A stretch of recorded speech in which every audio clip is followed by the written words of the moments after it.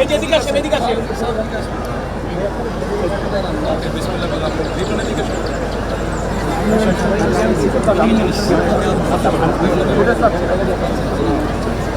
বিসমিল্লাহির রহমানির রহিম। হুজুর এই ভাই এই স্যার ওখান থেকে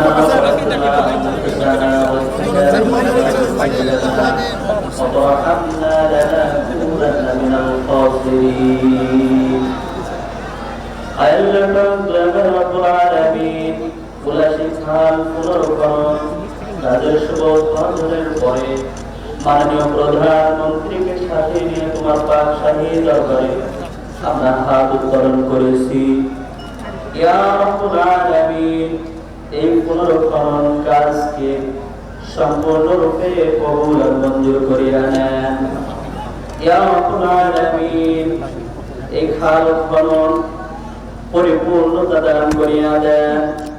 ইয়া রাব্বুল আলামিন, মাননীয় প্রধানমন্ত্রীর সম্মানিত পিতা শহীদ প্রেসিডেন্ট জিয়াউর রহমান সর্বপ্রথম এই খালটি উদ্বোধন করেছিলেন।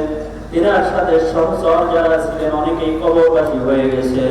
ইয়া রাব্বুল আলামিন, প্রত্যেকের কবরগুলি জান্নাতের উচ্চ মাকাম বানায়া দেন। আল্লাহ রাব্বুল আলামিন, আমাদের মাননীয় প্রধানমন্ত্রীর সম্মানিত পিতা স্বাধীনতার ঘোষক শহীদ প্রেসিডেন্ট জিয়াউর রহমানের কবরকে জান্নাতের উচ্চ মাকাম বানায়া দেন।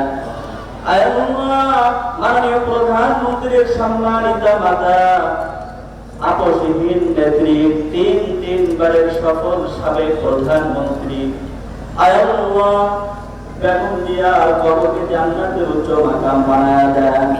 আল্লাহ, মাননীয় প্রধানমন্ত্রীর ভাই জনাব আরাফাত রহমান কোকো সহ তিনাদের পরিবারে যত মানুষ কবরবাসী সকলকে মাফ করিয়া দেন।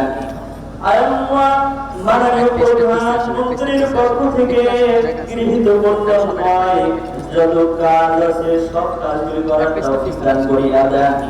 আল্লাহ পাক রব্বুল আলামিন, তিনার সম্মানিত পিতা যশোরের প্রতি সহানুভূতিশীল ছিলেন।